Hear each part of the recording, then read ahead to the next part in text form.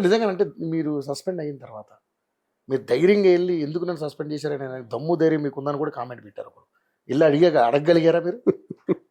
సార్తో మాట్లాడి నేను తప్పు చేయలేదు, రాంగ్ పోర్ట్రేట్ చేశారన్న నేను చెప్పాను. మీతో ఇప్పుడు ఎలా చెప్పి సార్కి అలాగే చెప్పాను. నేను నా తప్పు చేస్తే నేను భయపడాలి, నేను ఎందుకు భయపడాలి? నేనేమైనా అవినీతి చేశానా, అక్రమాలు చేశానా, భూదందాలు చేశానా, అధికార దుర్వినియోగం చేశానా, పార్టీకి ద్రోహం చేశానా, లేదా ఇంత కొంతమంది నాయకుల్లాగా రాత్రి అధికార పార్టీతో మాట్లాడి పగలు వైసీపీ గురించి మాట్లాడాను? నేను మా జిల్లా నాయకుల గురించి చెప్తున్నా, నేను బయట వాళ్ళ గురించి మాట్లాడలే.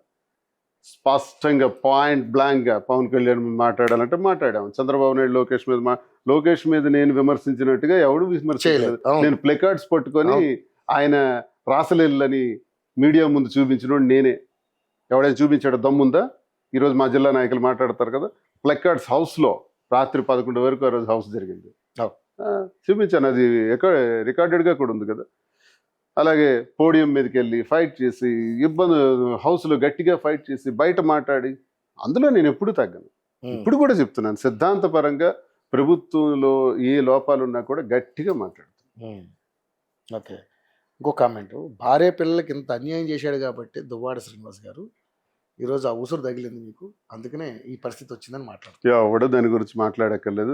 మా వాణికి సంబంధించి కోట్లాది రూపాయల విలువ గల ఆస్తులన్నీ రాసేసి ఎంటీ హ్యాండ్స్తో బయటకు వచ్చాను. అన్ని నాకున్న ఆస్తులన్నీ వాణికి రాస్తారు. ఇక పిల్లల బాధ్యత మాది. ఆ ఆస్తులకి పిల్లలకి సంబంధం లేదు. వాణి రూపాయి కూడా పిల్లలకి ఇవ్వాల్సిన అవసరం లేదు. నేను ఏదైతే రాసిచ్చాను మా పిల్లలకి సంబంధం లేదు, నేను చూసుకుంటాను. ఓకే, ఇంకేం కావాలి? ఆల్రెడీ నేనేం కావాలని చూస్తూనే ఉన్నాను. సో ఆ పిల్లలు ఆ కుటుంబానికి సంబంధించి జరిగిన సంఘర్షణలో చూసుకునే బాధ్యత నేను కాబట్టి నిలబడ్డాను. ఇలాంటి ట్రోలర్స్ గాడి ఇళ్లల్లో బోల్డ్ కథలు ఉంటాయి. ఇలాంటి కథలే, ఆడబిడ్డకి మోసం చేసిన మగాడికి మోసం చేసిన ఆడబిడ్డ, ఇలాంటివి చూసుంటారు. నా జీవితంలో అది లేదు, ఎవరికి అన్యాయం చేయాల. ఇలా ఉండాలని అనుకుని కోరుకుంది కాబట్టి వాణి అలా ఉన్నారు. ఆవిడకి ఇష్టమైతే నేను చేశాను. శ్రీనితోనే నేను ఉంటాను అని ఆవిడ ఒక్కసారి అనుకుని ఉంటే ఈ కథ ఇంతవరకు రాదు. ఆవిడ అలా అనుకున్నారు కాబట్టి ఆవిడ కోరిక నెరవేర్చాను. ఆస్తులు ఇవన్నీ గౌరవించి పిల్లలకు మేము చూసుకుంటాం. నాకు పిల్లలు అక్కడ 2, మాధురితో ఉన్నటువంటి 3 పిల్లలు, 5 పిల్లలు కూడా హోదాతో చూసుకోవాలన్నదే మా తాలూకా ఆలోచన. అందులోనే మేము కష్టపడి ముందుకెళ్తున్నాం. అవకాశం ఉన్నంత వరకు కూడా రాజకీయం ఒకవైపు, కుటుంబం ఒకవైపు చూసుకోవాలని.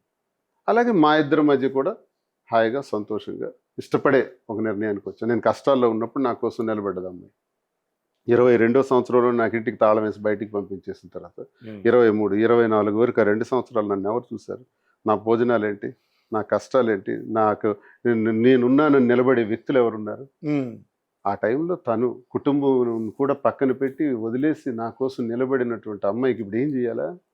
ఈ సొల్లుగళ్ళు, ఈ పనికి మాలిన చెప్పిన కామెంట్ల ప్రకారం అమ్మాయిని బయటకు తోసేద్దామా? మా ఇంటి కథ ఏంటో నాకు తెలుసు, కష్టం ఏంటో నాకు తెలుసు, 25 సంవత్సరాలు పెళ్ళైన తర్వాత పడిన కష్టాలు ఏంటో నాకు తెలుసు. సో నిజంగా అంత కష్టపడ్డారా సార్? పడ్డాం కాబట్టి ఈ నిర్ణయం వచ్చింది.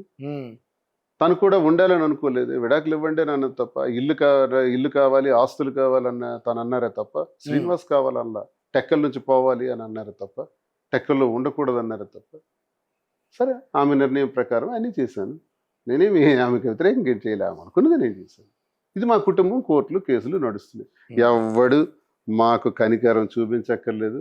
ఎవడి కనికారంతోనో ఎవడి దయా దాక్షణ్యాలతోనో ఈ దువ్వాడ శ్రీనివాస్ బ్రతకడు. కట్టి కాలే ముందు దువ్వాడ శ్రీనివాస్ ఒక్కరి దగ్గర కూడా టీ తాగాడు, ఈ రూపాయి తీసుకున్నాడు అనే చరిత్ర నాకు ఉండకూడదు. కావలిస్తే టెక్కలలో ఎంక్వైరీ చేయండి. ఒకవేళ నేను అప్పులు కానీ ఏమైనా చేస్తుంటే కూడా నా ప్రాణం పోయేలాగా అప్పులు కూడా వడ్డీలతో సహా తీర్చి పోతాను తప్ప ఎవడిది నాకు వద్దు. నాకేమీ లోటు లేదు, మా కుటుంబాలకు ఆర్థిక ఇబ్బందులు లేవు, అందరూ సంతోషంగా ఉన్నారు. ఎవడు దయా దాక్షిణ్యాలు చూపించవలసిన అవసరం సొల్లు మాటలు చెప్పి జనసేన బ్యాచో ఐటీడీపీ బ్యాచో పెడుతున్న కామెంట్లు అవి. ఈ కామెంట్లను ఒకసారి మీరు లోపలికి వెళ్ళి బయట బాగా చూడండి. వాడికి ఏ ఛానల్ ఉండదు. ఫేస్బుక్ అంటే బాగా లాక్డ్, ఫేస్బుక్ లాక్డ్. యూట్యూబ్ లో కామెంట్ పెడతాడు, అది ఓపెన్ చేస్తే లాక్డ్. అన్ని ఫేక్, అన్ని ఫేక్. అవి దమ్ముంటే ఎవడైనా నేను పలానా ఉమ్. జనసేన బ్యాచ్ లో కానీ ఆ. అందులో కానీ నేను పలానా ఊరిది నేను అడుగుతున్నాను స్ట్రైట్ గా మిమ్మల్ని, మీరు సమాధానం చెప్పండి చెప్పండి. అనండి. ఫేక్ కామెంట్స్ పెట్టుకొని ఫేక్ ఛానల్స్ పెట్టుకొని ఫేక్ లైన్స్ లో పెడితే దానివల్ల విలువ లేదు.